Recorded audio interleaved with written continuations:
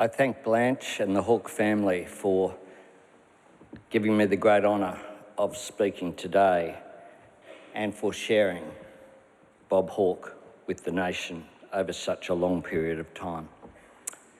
How do you measure a giant? Bob Hawke was not towering physically, but somehow he seemed bigger than all of us. He was Australia amplified, but he almost wasn't part of our lives at all. Bob's journey towards the light began with a moment of darkness, a blackout that turned a motorbike ride into a brush with death. Granted what he saw as a second chance, the young Bob vowed that his life wasn't going to be wasted, not a minute, and it certainly wasn't. Using his talents and living life to the full was the Hawke way, not least in his heart. He loved Australians and they loved him back. It was indeed a national romance. He loved us together because he understood that our greatest strengths flow from unity. He reached out, he listened, he learned, he encouraged, and he dared us to be a better nation. He knew that Australia was great, but it was a greatness that he wanted to build on. He wanted to protect us from those who sought to divide us.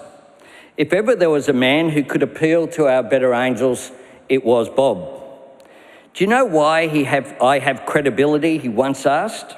Because I don't exude morality.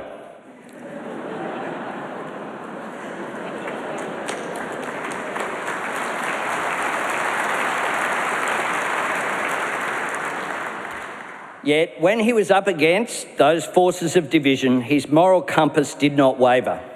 Beneath that cloud of hair, the sunshine would give way to lightning and to thunder.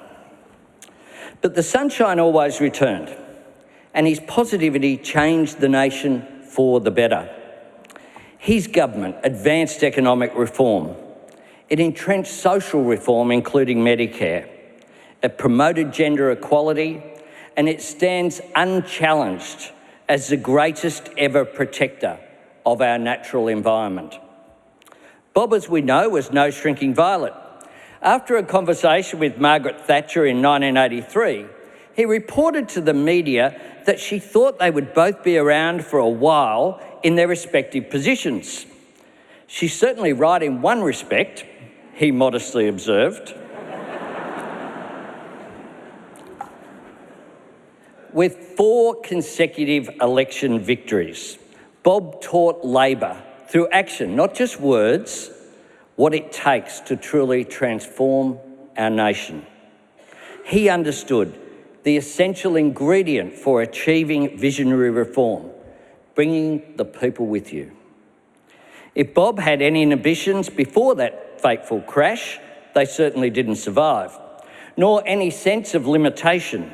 He was ambitious, though, not just for himself, he was ambitious for our nation. Bob was Labor to the core of his being, but his heart was too big to be contained by party lines.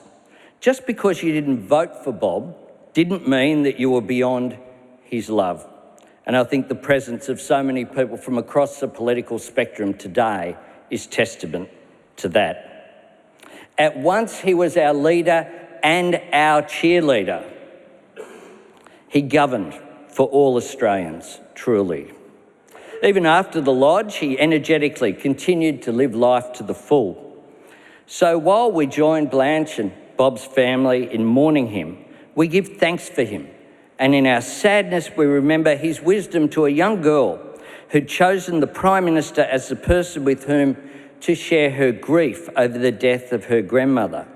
This is what Bob wrote. I think you should try not to think about dying, but think about all the nice things around you that make life so precious to us all. It's an attitude when I was with Bob and Blanche at the end of last year, he certainly continued to express. So farewell, Robert James Lee Hawke.